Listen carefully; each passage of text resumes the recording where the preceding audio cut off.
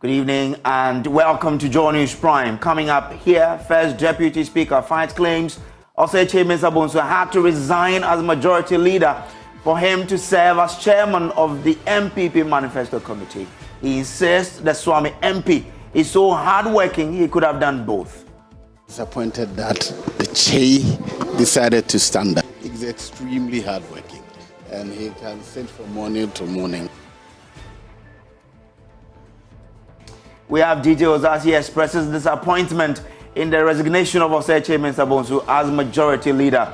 Also coming up here, Kidney Patient Association fears the worst as treatment of kidney patients across the country face fresh challenges.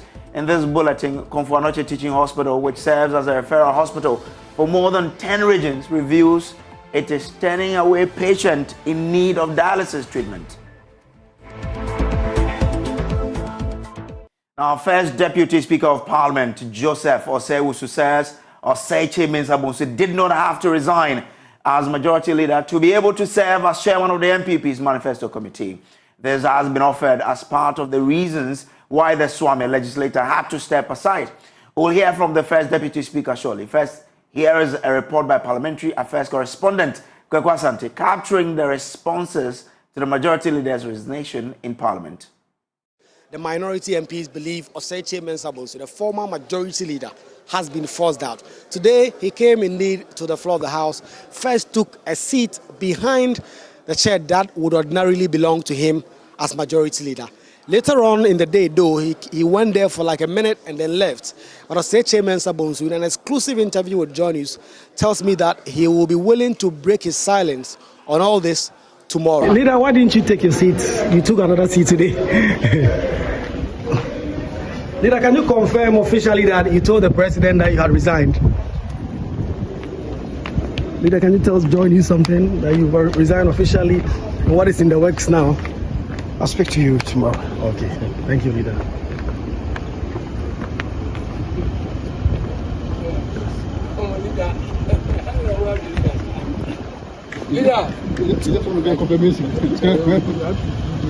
Once a leader, always a leader. I tell you.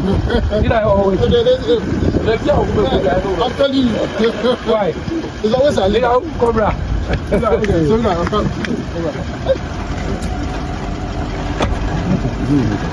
NDC MPs really believe that he has been forced out. I get the sense that he was forced out. I got this information about a week ago that there was going to be some changes in the leadership, and I actually spoke with Honorable Afenyo Markins. You know, myself and he is my very good friend. I asked him, is it true that you'll be made the majority leader? And he said he's unaware of any of such moves. You know, they say that one of the important rules in any game is knowing when to walk away. And I think that time and experience, to a very large extent, have tamed Oseche Mensah-Bonsu. And even if there was an attempt to push him out, it is simply because he's been tamed. Well, majority MPs believe that there is no rancor within their side, and as far as they are concerned, all is calm. He's been given a very important role. Drafting the manifesto of Dr. Bawumia, it's a very tedious work. And so it was going to be a bit difficult to combine the two. I mean, leading the majority and doing that. And so some of us are at peace that he voluntarily decided to give up the position so he can concentrate on this new one. But some believe that he was forced out. Well, I was in the meeting. He said it was voluntarily. We expect that the National Council of the New Patriotic Party will meet on Friday to finalize the decision on the resignation of Oseche Mensah-Bonsu and announce his replacement.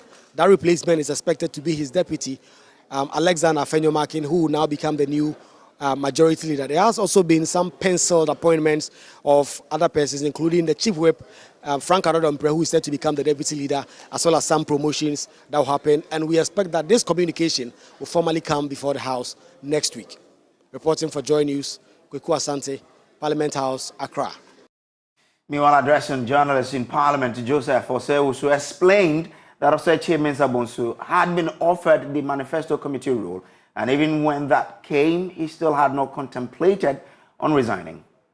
Disappointed that the Che decided to stand down. He has been a fantastic leader, an extremely hardworking, and I would have wished that he stayed on till the end.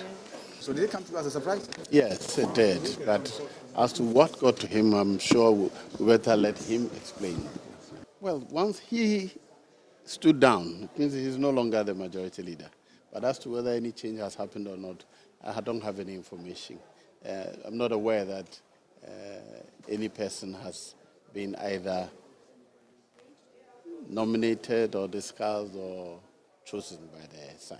The manifesto committee's suggestion was made to him before he resigned. At that time, he had not contemplated resigning. So I don't think it would have caused any defect in his work. As anybody who has been close to him knows, he's extremely hardworking, and he can sit from morning to morning if there's work to be done. Well, Osei-Usu is not happy with the Speaker's interpretation of the standing orders on how leaders are appointed, insisting it has even further confused matters in the House. I can't see how you can interpret standing orders of Parliament to bring in a party which is not a member of Parliament. That interpretation, I can't see where the basis of that, and for me, that is a confusion that has been thrown into the interpretation of the new standing orders by Mr. Speaker himself. I'm not sure you can call this an interpretation, because an interpretation comes about when there's disagreement as to the meaning of a particular clause or order. There was no such thing. I thought the Honourable Member for Tamale North was making a comment in jest. So the Speaker's opinion should not and could not be called an interpretation. He is only offering an opinion, and that's why if it was an interpretation, I wouldn't have had the courage or even the opportunity to offer an alternative one. But as to opinions, his opinion is different from mine. As to the meaning of that, it's different from that of the Honourable Atta. Well, joining us via Zoom is political science lecturer with the University of Ghana, Kwame Asante. Doc, I'm grateful to you for joining us here. Now, let's start with a conversation about whether Osechi Mensah-Bonsu had resigned voluntarily or he was forced to. Now, from where you sit, how do you see it? This is a difficult one because I don't know what has gone into the thinking of the Honourable Member of Parliament to leave his job. So it will be difficult for me to find out what has really forced him out of Parliament. But whatever it is, he's out. So let's find how we can discuss the issues from where he has left off. Now, we have had people like the First Deputy Speaker and other senior members backing his stay before the certain turn of event. What could be the impact on the majority in the House? So if you have a leader like Chairman Mensah-Bonsu, who has spent all his life in Parliament supporting the party through thick and thin, one would have expected that if you want to have him removed or want him to go out, there's a way of going about it. That is, if you have not picked any signal to the effect that he's doing something against the party's interest in Parliament. You discuss these things, and by involving the stakeholders, then at the end of the day, a decision is reached, which means that it is acceptable to all. Once you veer off this type of path, you expose yourself and you create all manner of problems for yourself. So you have at one breath, the caucus saying that, yes, we are fortified by Standing Order 5, which says that we have the power to select our leaders. And then the party saying that we give birth to you, and that it should start from the party. Of course, you have the Speaker coming Doc, kindly unmute so we can follow what you're saying, sir. Doc, so let me find out from you, what steps should the party take going forward?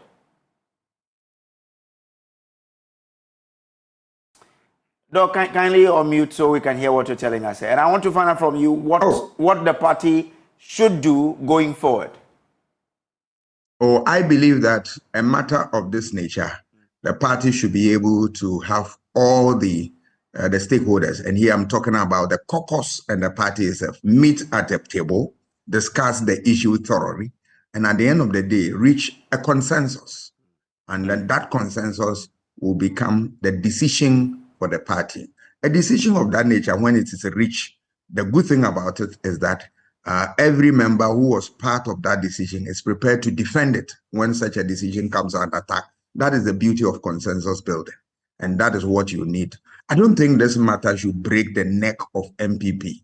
MPP is too strong for such a light matter to take the shine of their work in Parliament.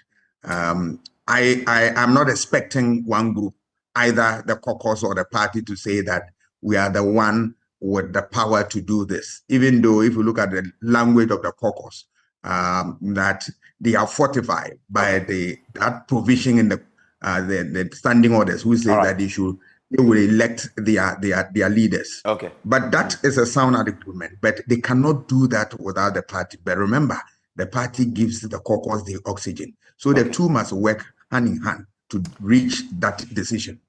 Thank you so much, Dr. Kwame Asante, for joining us here.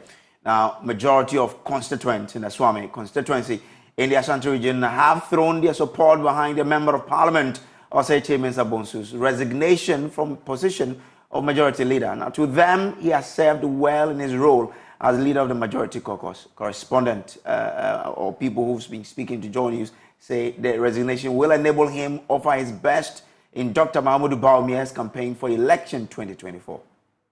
He has been a minority leader for 4 years, I think, and a majority leader for 7 years, 2 months now. And for him to resign, we know what he can do. And anytime we go to him, he said party first. Anything that will make our MPP party break the 8. That is what we have to really behind, not about any individual. So I think what he has done is the interest of the party. In Ghana, everybody knows that Honorable Osei Mensah has served well as a member of Parliament, as a majority leader, and served well both the NDC and the MPP. Even the efforts that he had made at the Parliament is good for him to resignate from the Parliament House, so that the party will just carry on to break the 8.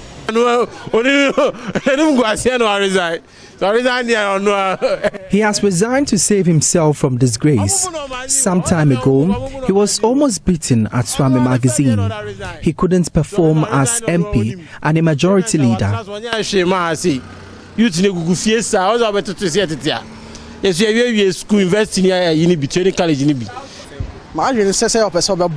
I think our MP wants to concentrate on his new role in Bawumia's campaign. It is good. He's sacrificing for the party.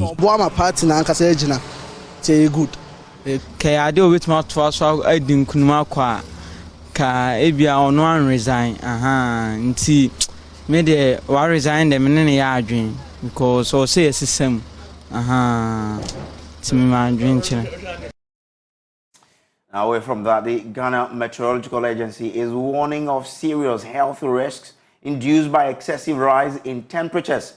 A weather warning issued by the agency indicated that the high temperatures experienced in the country are as a result of the sun's movement from the southern to the northern hemisphere, and the situation will persist till April.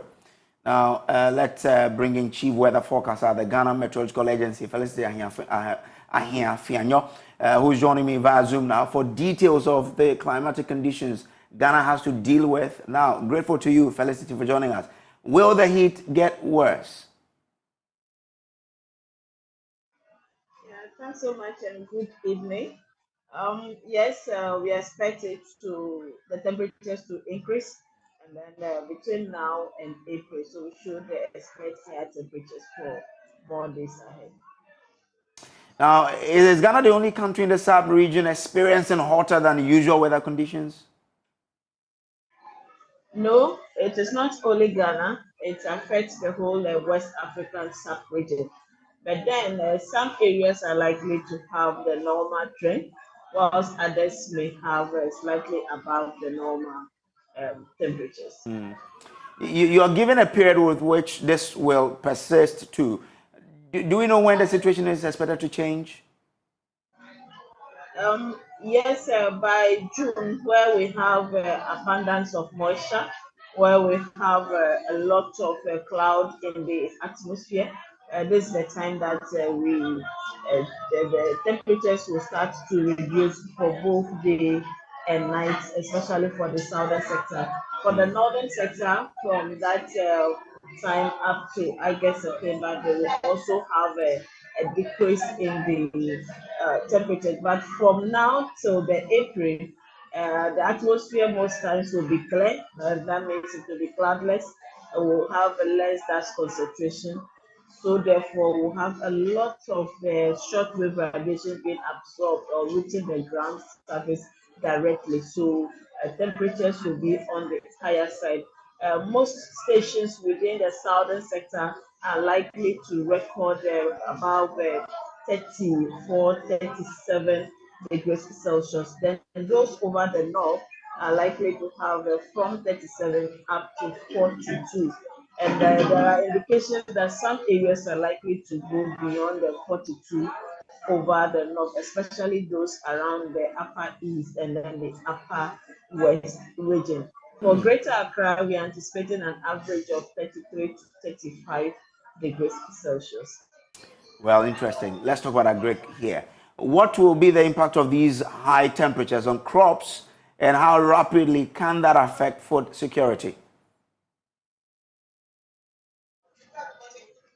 When it comes to agric, when it comes to farming, we will have a more rapidly loss of soil moisture because any available moisture will be evaporated, so the soil will be a bit drier.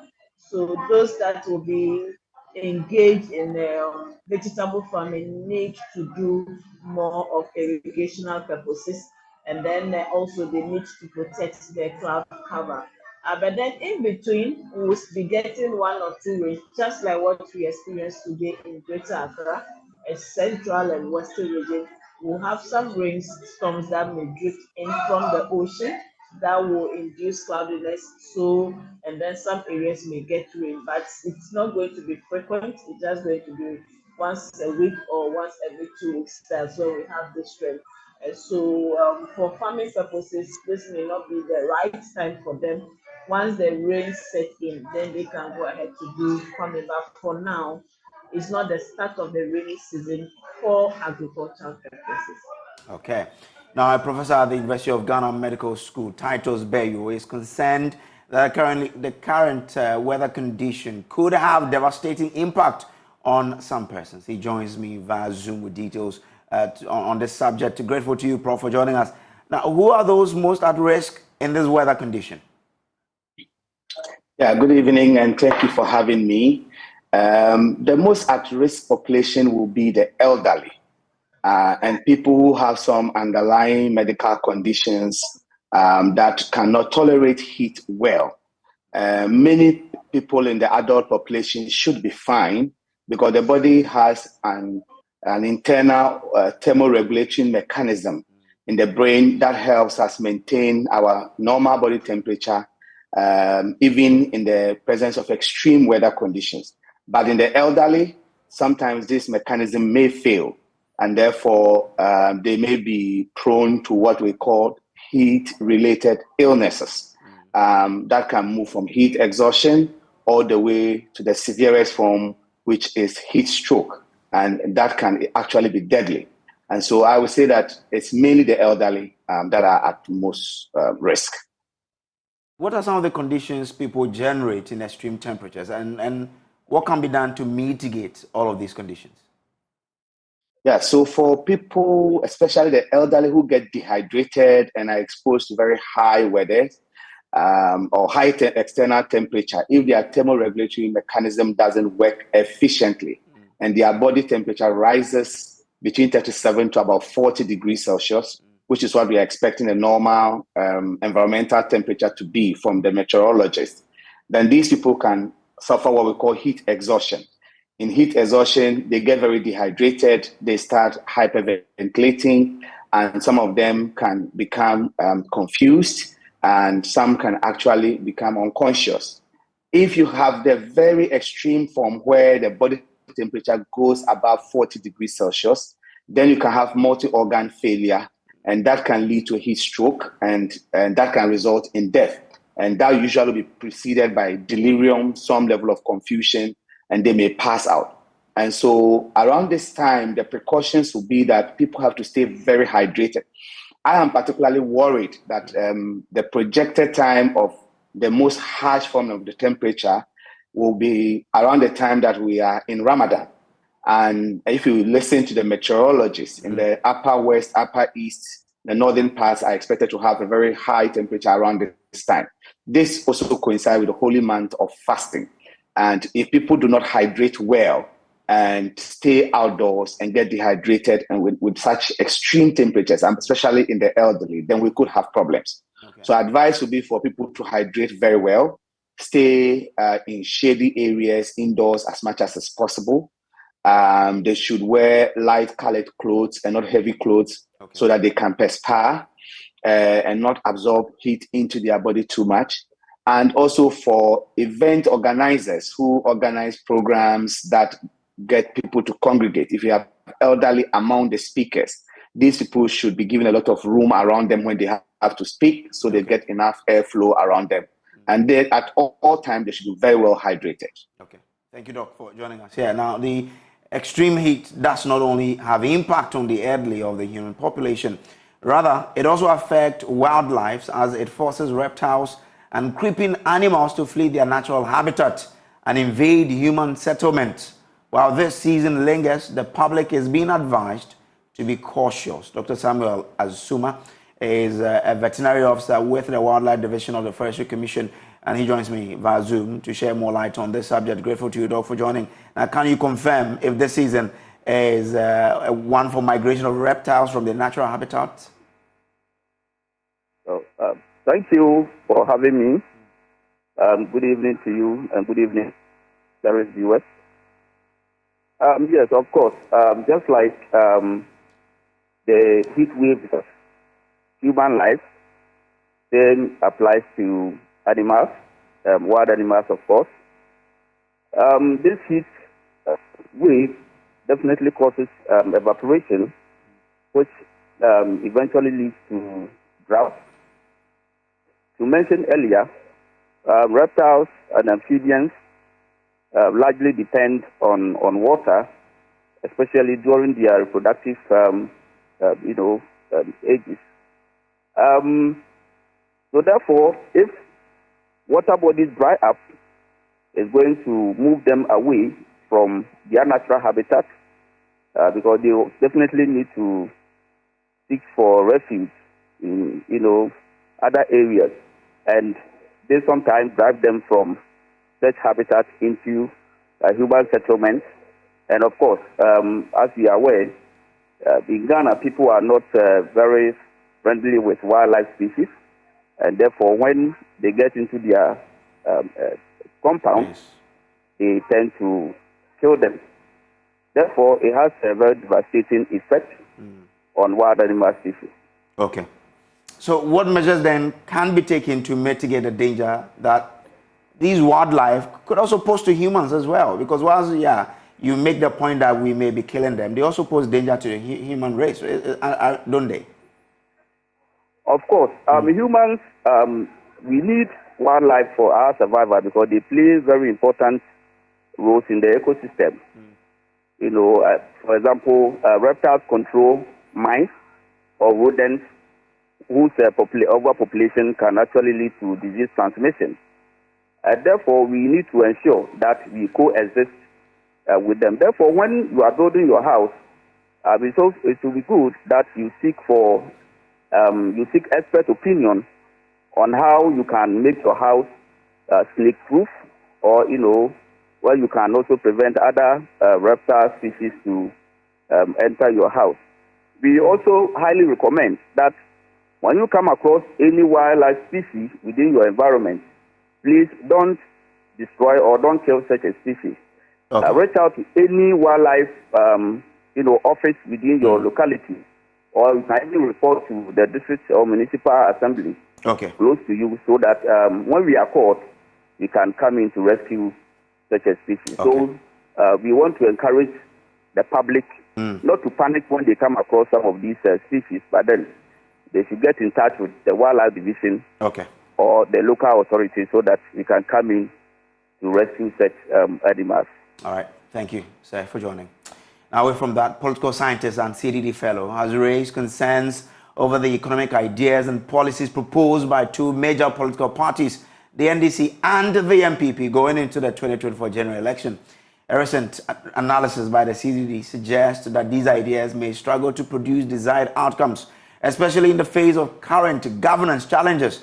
According to Dr. John Osai Kwapong of the CDD, the ongoing campaigns have also failed to adequately address democratic regression to represent the sentiment of the electorate and highlight the need for substantive ideas to lead the country towards a more solid path of economic growth.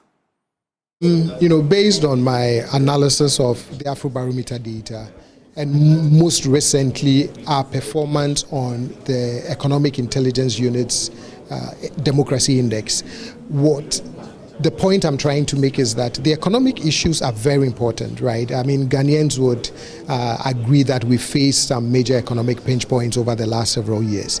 And so it's good that the political parties, but mainly our two main candidates, are proposing ideas on how to fix the economy.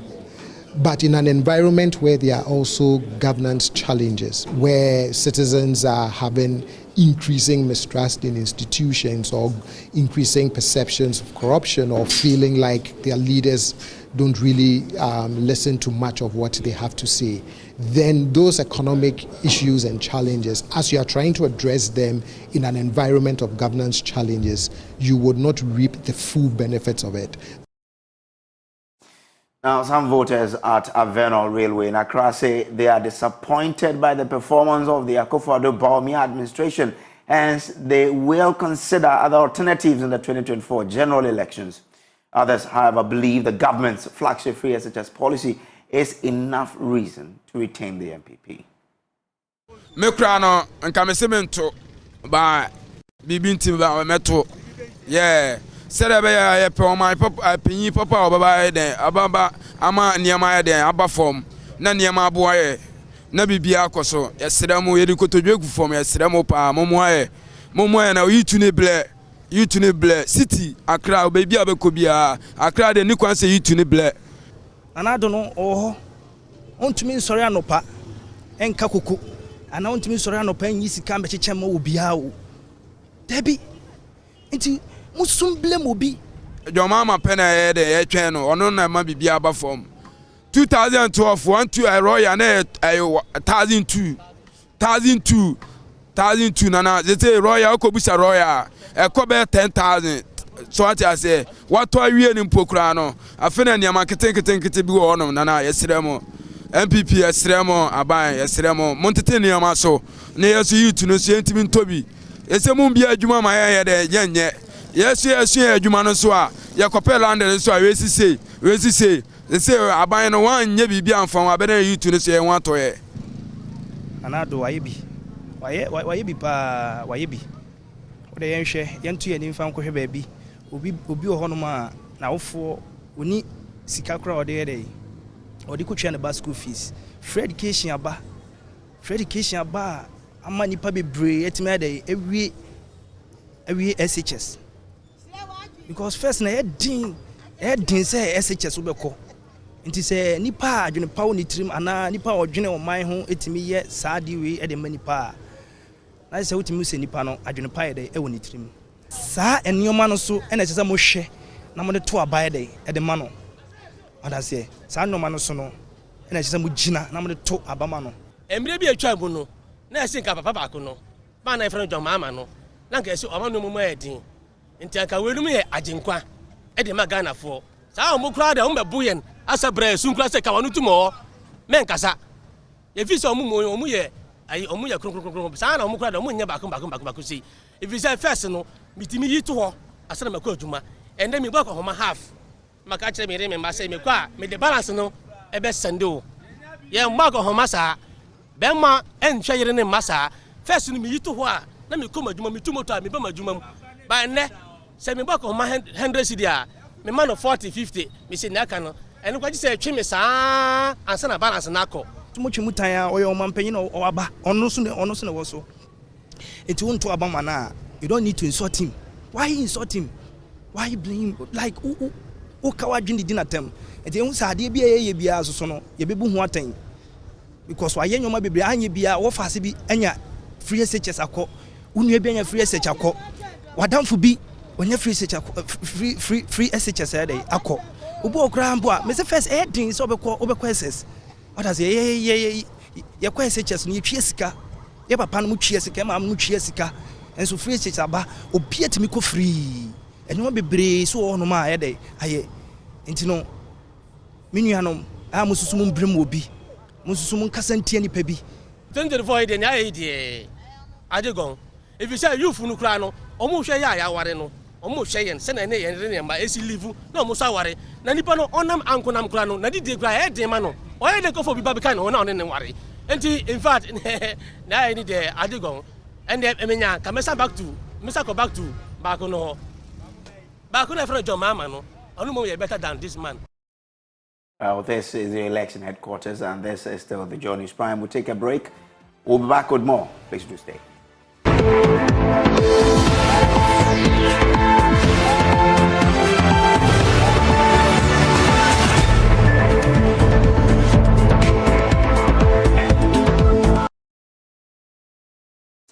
Welcome back from the break. Now, Kidney Patient Association in the country fear the worst as treatment of kidney patients across the country encounter challenges. Now, the Ofori-Atta Teaching Hospital is also one hospital that has had to turn some patient in need of dialysis treatment away.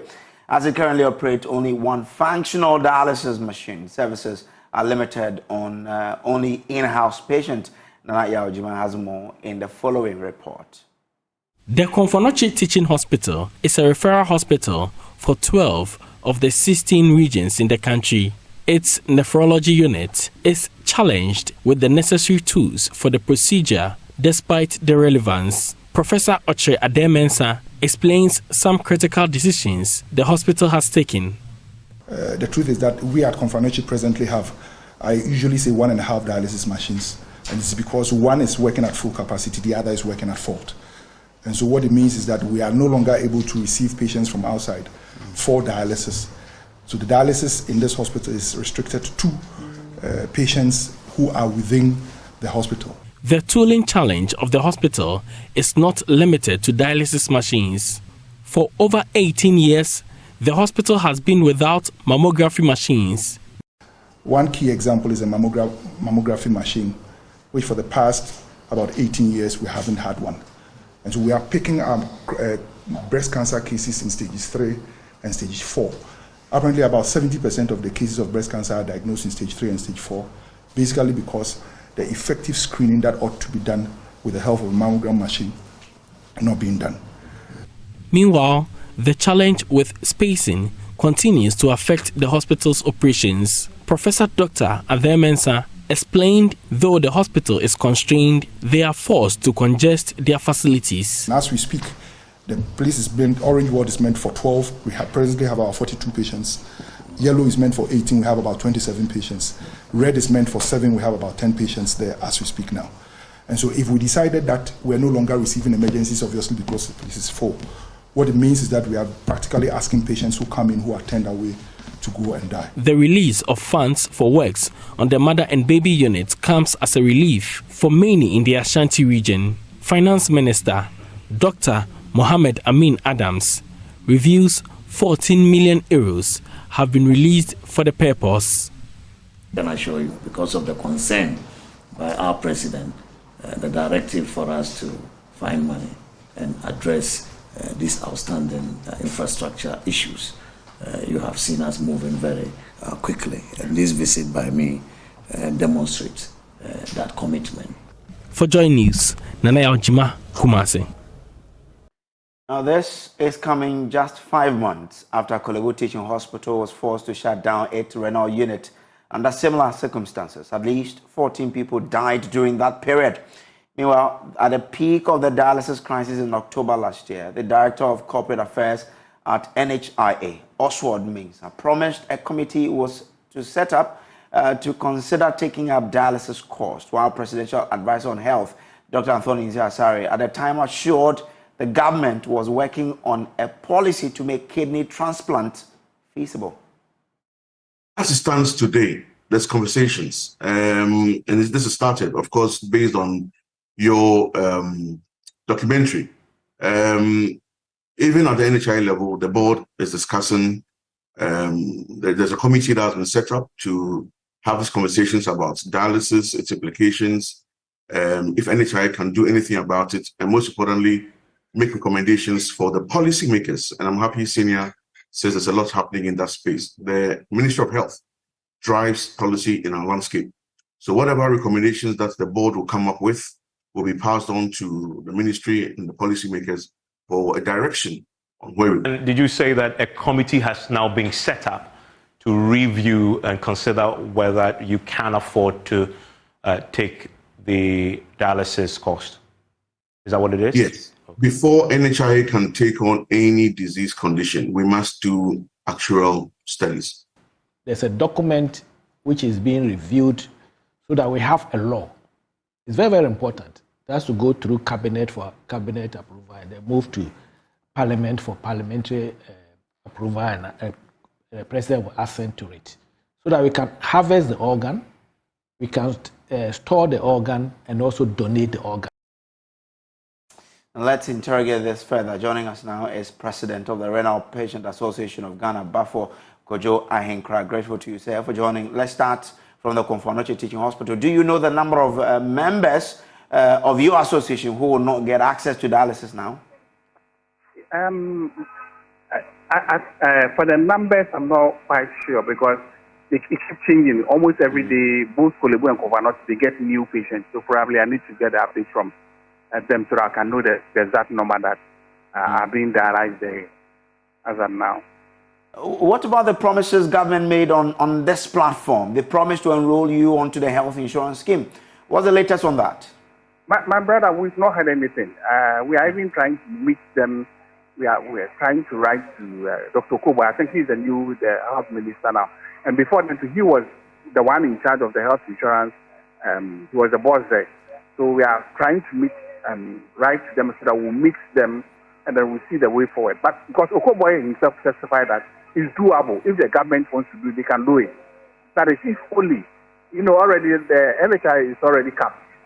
It goes to the consolidated fund and then the Minister of Finance gives them any amount that they want. But if only the money can be given, all the money will be released to the NHI people, they said they can do it. I mean, I remember he promised that it's doable. But all will depend on how government will let the funds get to them. So we are yet to write to them because as I'm talking to you now, we are still paying for the dialysis.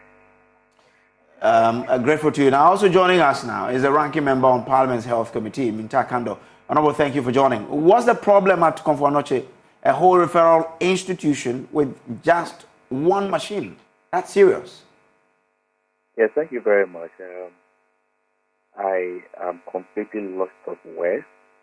And if this government doesn't stop using knee-jerk reactions to solve challenges in the health sector, some of these things will keep reoccurring. There must be a sustainable way of resolving challenges in the health sector rather than these constant knee-jerk reactions. We'll keep talking without having any practical solutions to the problem. You recall this issue came up from Korle Bu Teaching Hospital, and I had to go there with some of your reporters on several occasions. And during those discussions, the government said They were going to capture it under the National Health Insurance. The minister responsible for health appeared on the floor of the House and briefed Parliament that they were looking. Some of us raised some kind of criticism on their suggestions, but it still remains a hopeless hope. It still remains a deception, and nobody seems to be working on something of that nature. We keep wasting our health resources without prioritizing the very critical conditions we have in this country. Is it not useless? Is it not useless to be spending money on projects that is dotted across the length and breadth of the country that will be completed in the next 5-6 years, and we cannot solve challenges like renal or dialysis issues. We cannot even renovate existing hospitals. Okay. And I know you Joy FM, Joy News, you've done a fantastic documentary on 6 hospitals in this country. Yeah. We know at the moment, as I speak to you, it has taken Otu-Post-A-Tutu to raise funds to renovate hospital. All right. We have a government. A government is in place taking taxes from the people. And all they do is to give us hopeless hope. Okay. All they do is to keep deceiving us. Honorable, I'm grateful for these thoughts tonight. Now, in the second part of Joy News feature focusing on the struggles of the National Health Insurance Scheme, we turn our attention to the Akufo-Addo Teaching Hospital, where the underfunded scheme has left many patients stranded at the hospital premises. The scheme has over the years served as a good intervention, but there have been instances where NHIS subscribers purchase medicines that should be covered under the scheme. My colleague Clinton Yabua has today's feature. Outside of the imposing gate of the accident and emergency unit of the Akufo-Addo Teaching Hospital and the waiting room of the KNUST Hospital, a restless crowd gather with their faces imprinted with worry and desperation. These are not just visitors earnestly waiting for good news concerning their sick relatives, but patients and family members perturbed with medical bills they cannot foot. Gifty Boache almost shed a tear talking about her sick mother. She has spent days at the hospital, banking hopes on the National Health Insurance Scheme, which she describes as stale. Insurance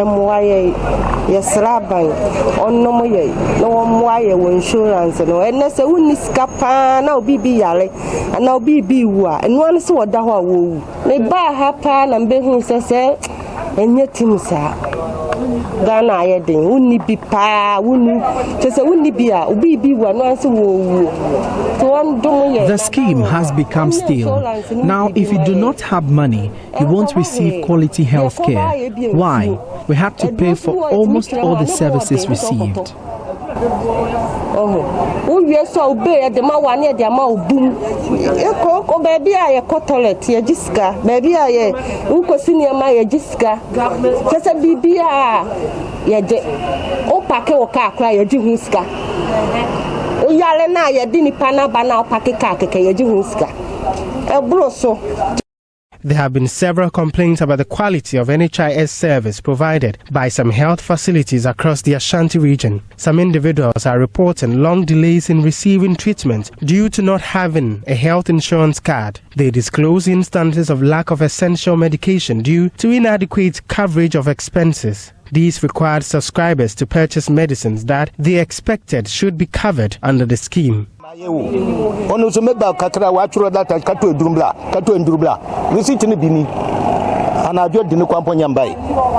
Look at the number of drugs they have prescribed for me.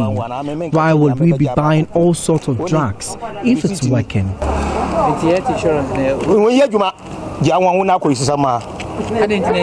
Oye Juma, ade oye free na laso we register there oye mo laso na obe sa ne man na oye mo kato duru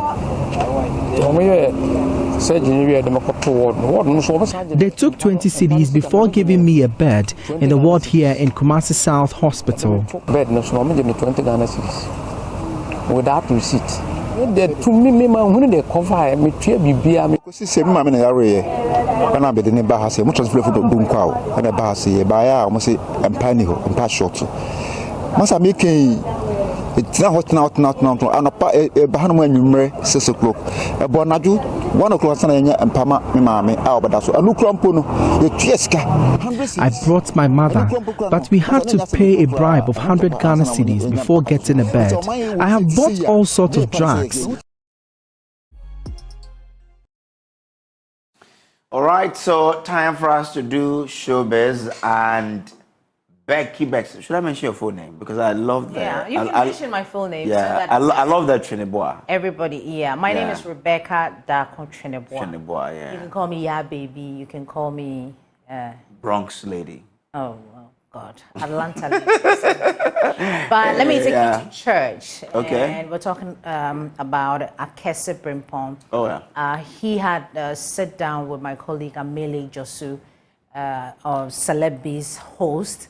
And he's been making a lot of, revelations about the industry, how gospel musicians can, leverage on their acts and all of that. He also did mention that churches, he spoke about the churches, and he said that the churches should prioritize investing in the sector, which is the gospel music sector, because they benefit. But you haven't been to church in you have. But for those of you who haven't seen Akese Brimpong perform in a very long time, he will be performing at the Awake Experience in Kumasi this weekend, so join us.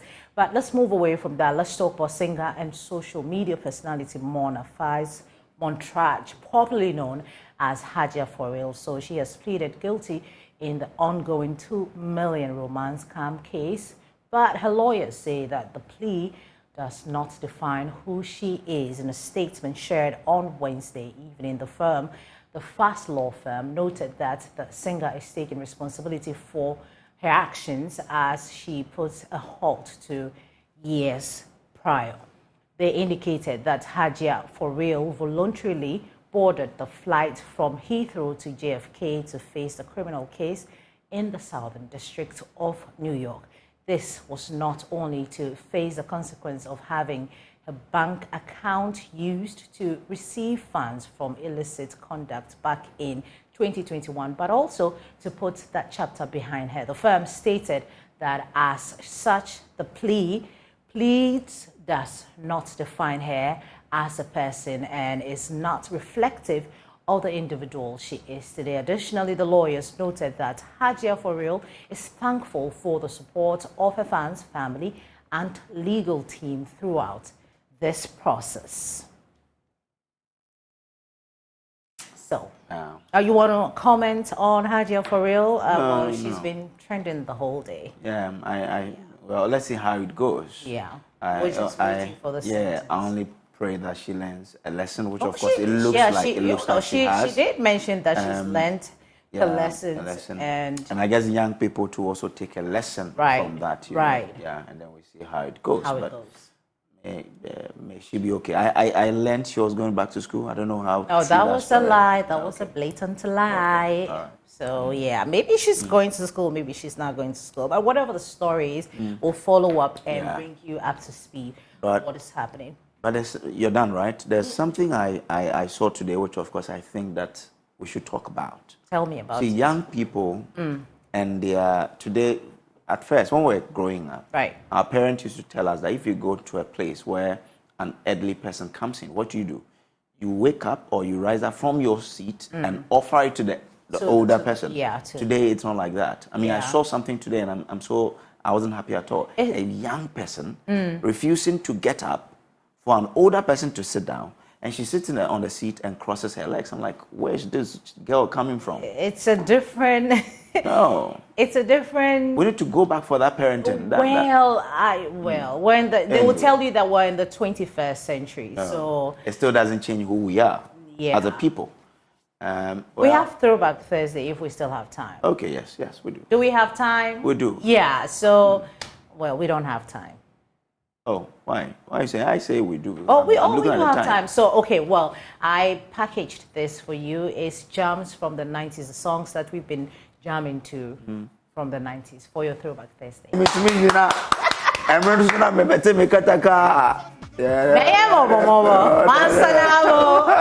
God!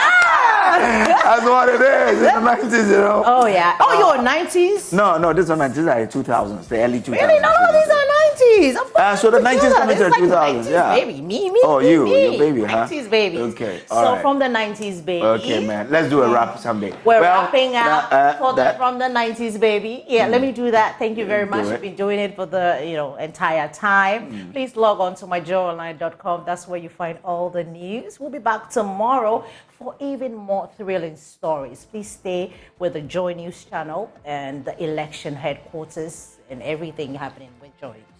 Up next is Prime Business with Emma Davis. Emma. Good evening.